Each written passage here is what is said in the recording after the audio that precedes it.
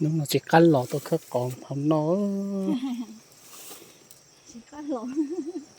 chỉ mà đã chín nọ gì tôi khớp cho còn nó dùng sườn cây bắt xa tê cờ lý thiết á không chả tấu dạ này thì dạ liên liên mà chỉ tậu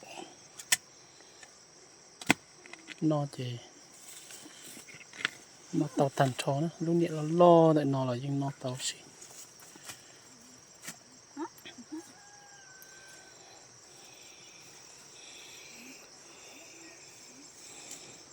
tàu vừa chặt khớp tay rồi nó phần chạm đã có plon đầy đã nó trời cho đi không có cái gì ăn chỉ có thêm đó thôi này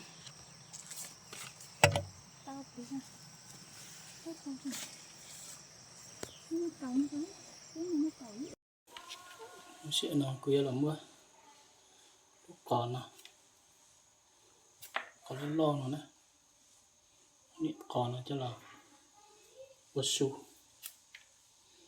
bây giờ có thằng cái bột su đấy bữa mùa nữa đâu tôi chỉ tóc thế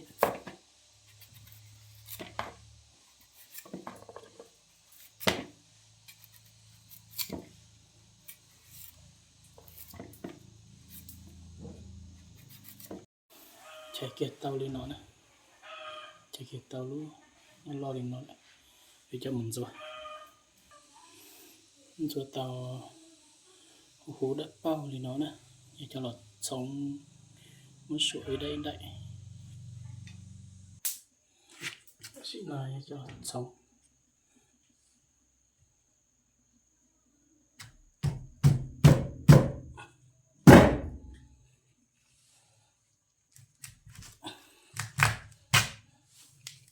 thêm thì bộ mỡ bởi nó to thế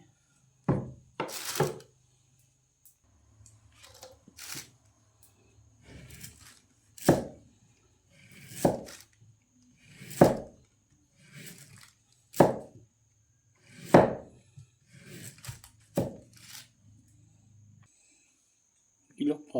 lúc này có sức sống to in đã phía nó nè tụi cái nó cho lối chả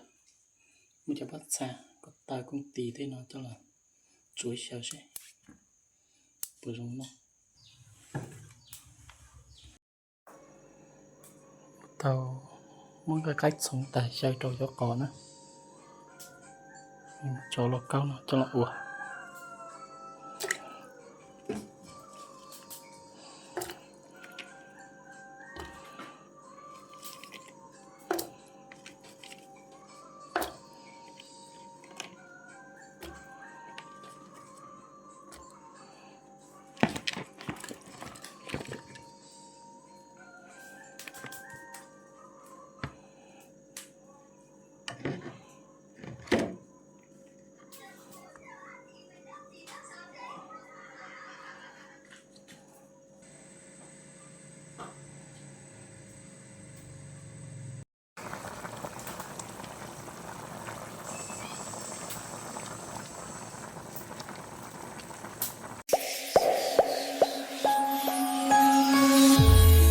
Tình yêu á,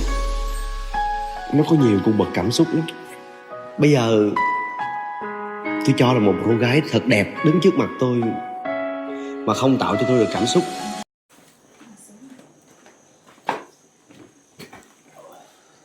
có chữa món nó có món bù sủa sẽ cực cá